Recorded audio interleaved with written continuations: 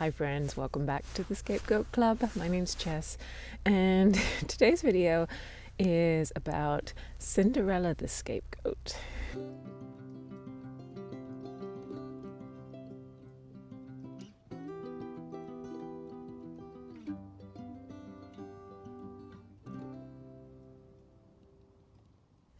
Hi friends, thanks so much for being here. In today's video, I don't know why, but I started thinking about Cinderella, the fairy tale, the one that there's been a zillion iterations of.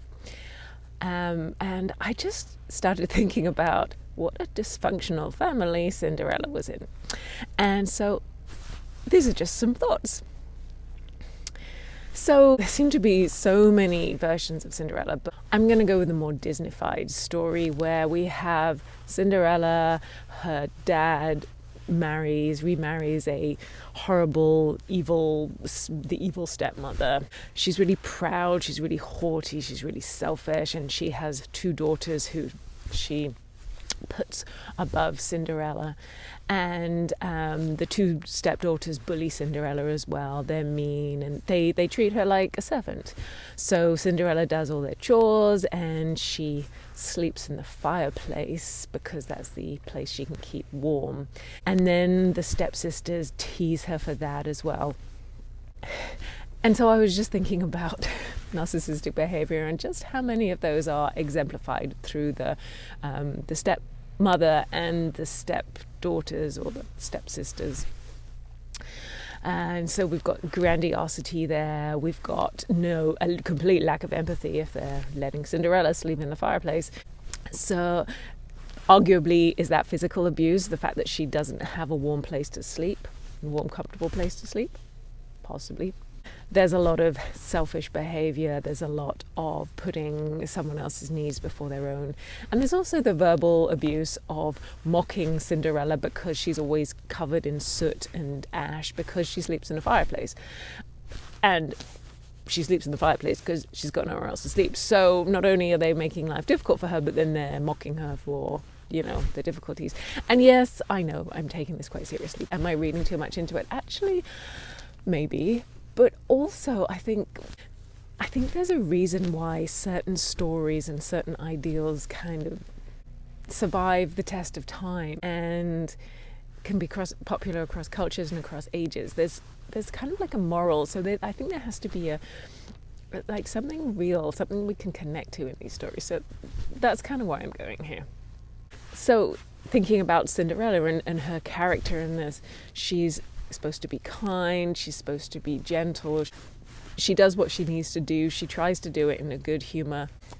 Maybe she is a little bit of a goody two-shoes, maybe she's codependent. So Cinderella, things aren't great. Then the handsome prince comes along, they have the ball, the fairy godmother waves her wand, things come good for Cinderella. Despite, though, actually, I have to say, it was a pretty close call. Evil stepmother and bad stepsisters, they really tried to sabotage this. They wouldn't let her go to the ball, tried to pretend she didn't exist. The version that I remember for a kid was they tried to pretend she wasn't even in the house when the prince came around. And I think with the invitations, or definitely with the slippers, they were like, no, there's no one else in the house. So that's pretty dark right there. But anyway, against all odds, her and Prince get together and live happily ever after. Well, do they actually? There are two versions.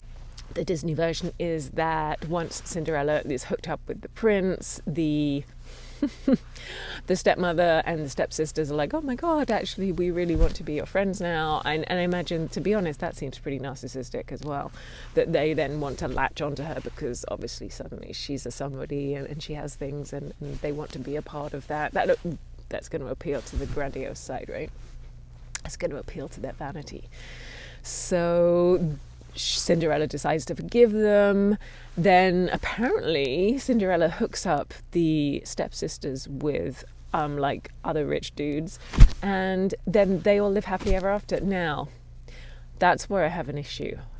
If we're really going to be as true to personalities as we can be, then the stepsisters and the stepmom are not going to change their stripes. They are, maybe on the surface they will, they're probably going to show their super nice side to the prince. They might not be overtly abusive to Cinderella again, but I can't believe that they live happily ever after. There was also the Grimm's fairy tale ending where, as far as I can tell, Cinderella is just like, she's not the Zen master of forgiveness that happens in the Disney fairy tales, and the stepsisters end up meeting a bit of a sticky end, and her father and stepmother are, I think, kind of shunned forever for being pretty nasty. So that's an interesting ending too. But I just wanted to think about Cinderella and her prince, and let's assume that there isn't a happy ever after and there isn't a really nasty ending. I just got thinking about like a kind of normal ending. God, what am I talking about? A normal ending to Cinderella. Yeah, okay, whatever, Chess. But anyway, let's think about Cinderella.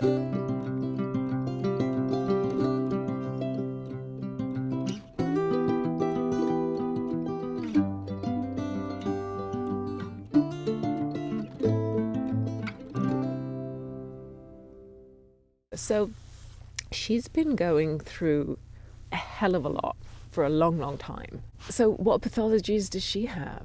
She might have avoidant personality disorder, complex PTSD, I would think. Yeah, she's been mistreated for years. And that's the kind of thing that would lead to PTSD. So if she's living with Prince happily ever after, like, is she having flashbacks? Is she having nightmares? Does she wake up in the middle of the night screaming? Is that happily ever after? Does she have maladaptive attachment issues as well? How is she managing to have a healthy relationship with her prince? Like, we haven't even got to whether the prince has his own problems. But does Cinderella, I mean, I would think she might have some trust issues. I mean, who do you trust? She's been mistreated by her family for a long, long time. Her dad, who was supposed to be with her, was kind of, I don't know, was he a flying monkey? Was he just an enabler, or was just completely blind to the fact that his daughter is sleeping in a fireplace? So how is Cinderella going to trust handsome prince? Does Cinderella have deep self-esteem issues? Because, again, she's been treated like garbage for such a long time. She's been taught that she's a nobody. She hasn't been emotionally supported by her family. So does she really think that she's worthy of the prince? She can have imposter syndrome over suddenly being a princess. That's quite a big leap for our heroine there. And how does that relationship with her family continue? What are her family going to be thinking? There cannot possibly, there would have to be a lot of envy and jealousy. Maybe there's also that kind of wannabe, so they always hang out whenever they can at the palace because, it makes them look good. But at the same time, are they being petty and nasty towards Cinderella? Are they trying to make digs around her newfound situation? Are they jealous? Does Cinderella get to the point when she has to cut them off because the relationship is so difficult? Does she feel guilt? Does she feel shame around that? What about her relationship with her dad? What if she decides she wants to have a relationship with her dad and not her stepmom and her stepsisters? How does that family dynamic work? Am I thinking too much? Am I going to be a psychologist? Yes and yes. But what's the point of my video? What's the point of your video, Chaz?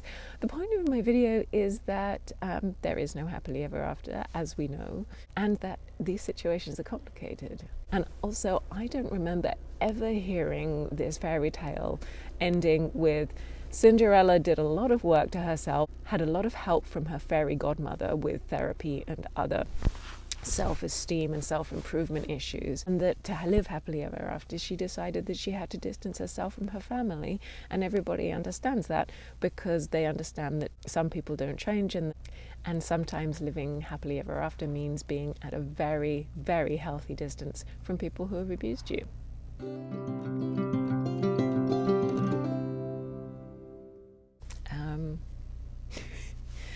I'm curious what you think. And if you have any other folklore stories, fairy tales that you think have really interesting narcissistic, personality disorder, psychological perspectives, then maybe put them in the comments, because I don't know, I find this kind of curious and interesting, and hopefully you do too. Please take care, my friends, and I will be with you again soon. Bye for now.